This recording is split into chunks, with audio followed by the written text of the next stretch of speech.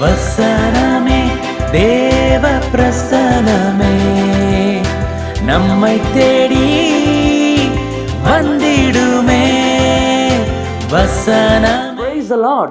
வார்த்தையின் வல்லமை குறித்து நம்ம பார்த்துக்கிட்டு இருக்கோம். இன்றைக்கு மார்க் 7 அதிகாரத்துல ஆண்டவர் ஒரு வார்த்தையை சொல்லும் பொழுது எப்படி அற்புதம் நடந்ததுன்னு பார்க்க போறோம். பாருங்க, கலிலேய கடலருகில ஒரு மனிதனை கொண்டு வராங்க. அந்த மனுஷனுக்கு சரியா பேச்சு வராது, அவனுடைய 2 காதுகளும் அடைக்கப்பட்டிருக்குது. அப்போ அவனை கொண்டு வந்தவங்க சொல்றாங்க, ஆண்டவரே எப்படியாவது இவனுக்கு ஒரு அற்புதத்தை செய்யுங்க. பாருங்க, ஆண்டவர் அந்த மனுஷனை கொஞ்சம் தனியா கூட்டு போயிட்டு வானத்தை அண்ணார்ந்து பார்த்து பெருமூச்சு விட்டு எப்பத்தா என்று சொல்கிறார்.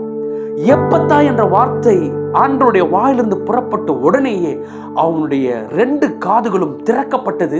அவனுடைய வாய் திறக்கப்பட்டு அவன் அருமையாய் பேச தொடங்கினான்.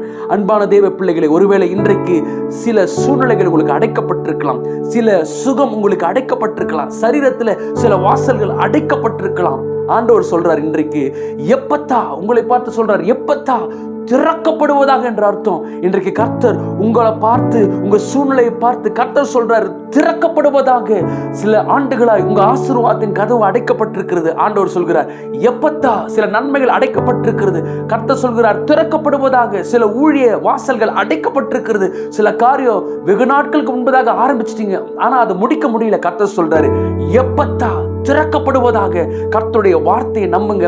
ஆண்டவர் உங்க வாழ்க்கையில அடைக்கப்பட்டிருக்கிற கதவுகளை கர்த்தர் திறந்து கர்த்தர் உங்களை ஆசீர்வதிப்பார், உங்களை வாழ வைப்பார். God bless you.